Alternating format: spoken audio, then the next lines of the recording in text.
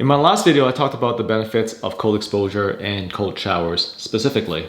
In this video, I'm going to be talking about some of the risks and counterclaims out there against cold showers and things just to be aware of before you give it a try. Now, this is part of my 3-part series covering cold exposure. And so if you haven't watched the first one yet, please hit the pause button, go back and take a look at it. I'll put it in the cards above so that you can watch the video. In the next video, I'm going to be talking about my year-long experience doing cold exposure. And a quick caveat, everything I'm saying in this video is based on the idea of cold exposure, but using cold showers specifically. And the reason for that is because most of us don't have ice baths or cold plunges. And if you're watching this video, you're probably considering it and you don't have a full-blown ice bath in your home. You can still get the benefits through cold shower. Probably not gonna be as pronounced as an ice bath, but regardless, the benefits are still there. So definitely something to dip your toes into before you go all out in it. The second caveat that I have is that I'm not a medical expert. I'm just sharing some of my research and my own experience doing it. So please be sure to consult a medical expert, or at least go slow if you're not sure about doing this. I know I had to ease my way into this when I first got started. Working from 30 seconds to a minute to 2 minutes to at the end I was able to do 10 minutes. So without further ado, let's talk about some of the counterclaims and risks involved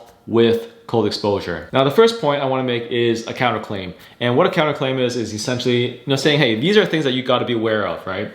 And one of the things is that the effect size of cold showers and cold exposure isn't exactly clear.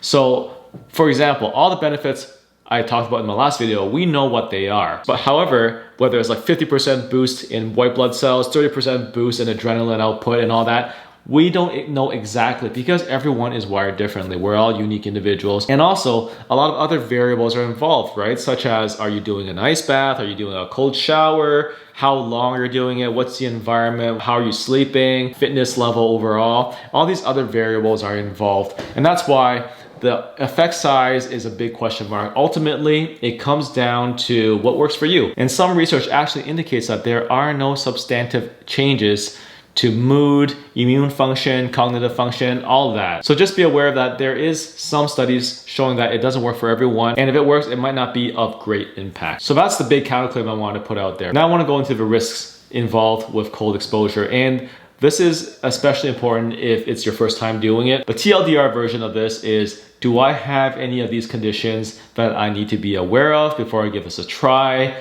in case it makes my condition worse? Perhaps you may need to consult a medical expert before diving in. So the first risk I want to talk about is hypothermia.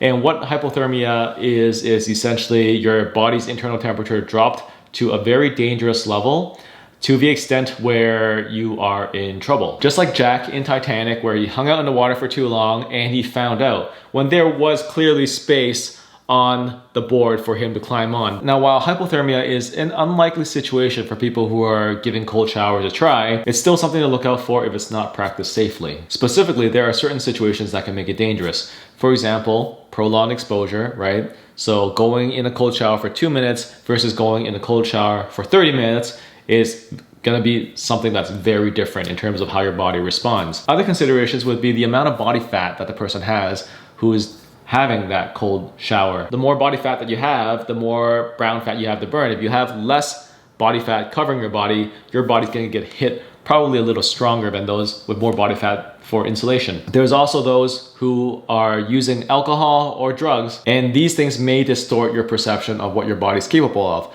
So a popular example would be alcohol, right? People know for a fact that if you drink a lot of alcohol, you don't feel cold. But that doesn't mean you should be walking out in the Canadian tundra at sub-zero temperatures just because you've had a swig of whiskey, right? These are things that you gotta be careful of, is that your body is telling you, oh yeah, I'm not cold, I'm feeling really warm inside, but your toes might be freezing off. That's why it's important to exercise caution when doing cold exposure, especially when you're first starting out and you're not sure how your body responds. The second risk involved with cold exposure and cold showers is vasoconstriction and blood pressure. And what that is basically all of us have our blood vessels in our body, and because of the cold, it constricts. So people with high blood pressure problems should definitely be aware of this when giving it a try. And for those people, there are ways you can ease into it, right? So don't start at the lowest temperature on the cold. Perhaps dial the hot water up a little bit so that it's cool and not cold. A third potential risk with cold exposure is skin irritation. Now, this is especially the case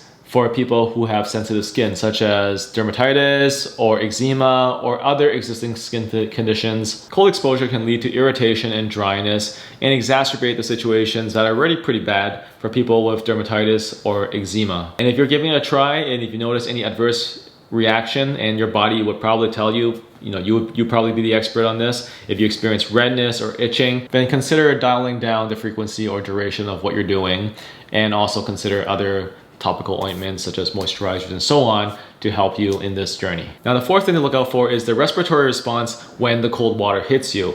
When it hits you, you will take a sharp intake of air, and this may be very uncomfortable for some individuals, especially if you have underlying conditions such as asthma. So if you step into a cold shower and you experience tightness in your chest and it just feels uncomfortable, definitely something to look out for and to stop. Another risk is heart conditions, and individuals with cardiovascular issues should definitely be careful when giving it a try, because when that cold water hits you, it may trigger cardiovascular issues such as arrhythmia and angina. And arrhythmia is basically your heart pumping at irregular patterns, whether it's your heart beating too fast or too slow. These are things to definitely look out for. Angina is when your heart doesn't receive oxygen-rich blood, and the reason is because things get constricted and it's no longer pumping properly. Like I mentioned before, vasoconstriction can also be an issue during cold exposure. And the final risk would be for those with Raynaud's disease. They experience episodic narrowing when being exposed to cold or stress. And so basically your fingers would turn white or blue as a result of that. And so cold showers can definitely trigger Raynaud's attacks to susceptible individuals. Now, knowing these risks, would you give cold showers a shot? Let me know in the comments below. If you found this video to be helpful, please give it a like and share it with those who are interested in cold showers, but not necessarily fully aware of some of the risks that are involved with it. In my next video, I'm going to be sharing my personal experience taking cold showers for 6 months straight, and then on and off for another 6 months. So be sure to subscribe and click the bell for when that video drops. Hope to see you there. Bye.